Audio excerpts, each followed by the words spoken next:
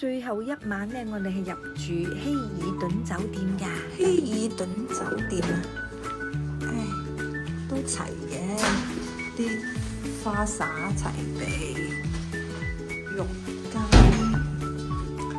又係呢隻分開式廁所，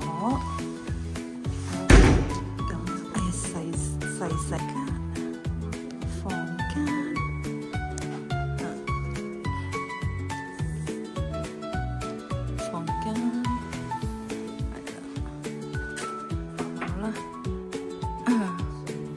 酒店大堂樓底都好高，有梳化坐，咁都好顏色繽紛。最欣賞佢有呢個電腦同埋打印服務。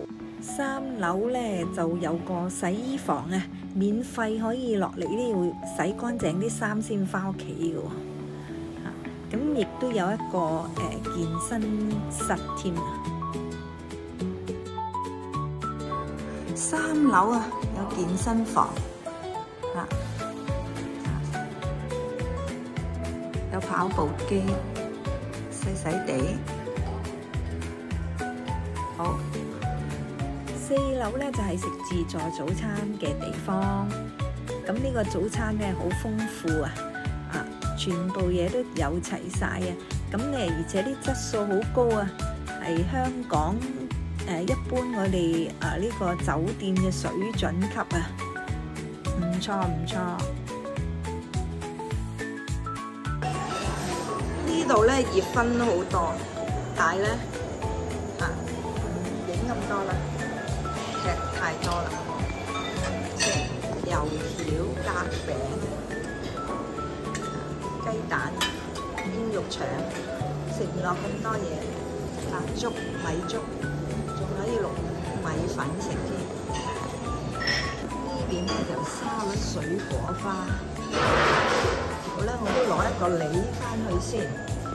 好啦，我哋最後一個景點咧就係去呢個關帝廟啊。原來關帝咧就喺呢一度係佢嘅故居啊，所以咧佢個廟起喺呢一度咧都零舍大嘅喎，係全中國最大嘅一個古廟。咁咧睇下呢一個雕塑咧，就係一個義字啊，忠義嘅義字啊。喺咩方位睇咧，都係一個義字嚟嘅。睇佢啲橫梁啊，嗰啲木咧，就知道佢年代久遠啦嚇。咁咧佢就話將個台階咧係升高咗嚟修葺過噶啦。咁入嚟參拜咧，仲要喺之前咧整理下啲衣服先可以進內嘅喎。呢把就係關公嘅刀啊，咁啊重成100幾斤嘅。不過佢話唔係佢耍緊個把嚟嘅，冇咁誇張。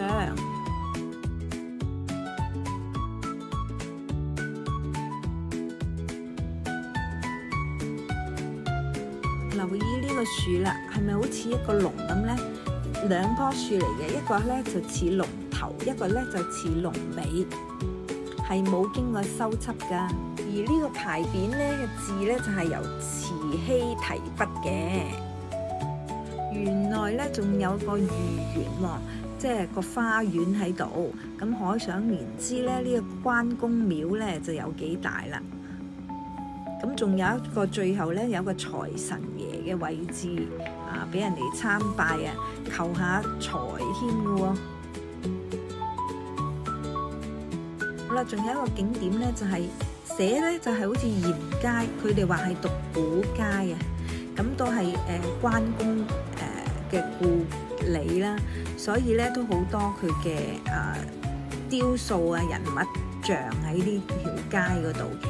咁呢條街都係食嘢嘅，不過呢就冇長安大街嗰啲咁熱鬧啦。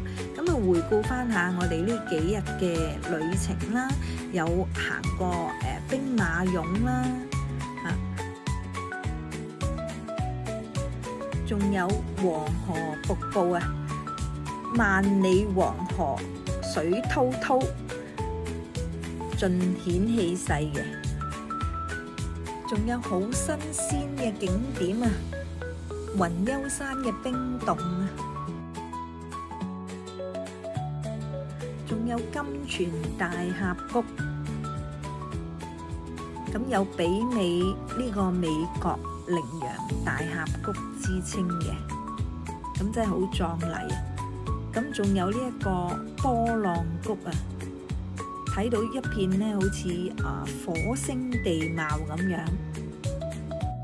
咁呢幾個風景呢都係新開發嘅，咁我都好滿意呢個行程啊！旅程結束啦，期待下一個旅程嘅開始。咁多謝大家收睇我嘅影片，下條片再見啦，拜拜。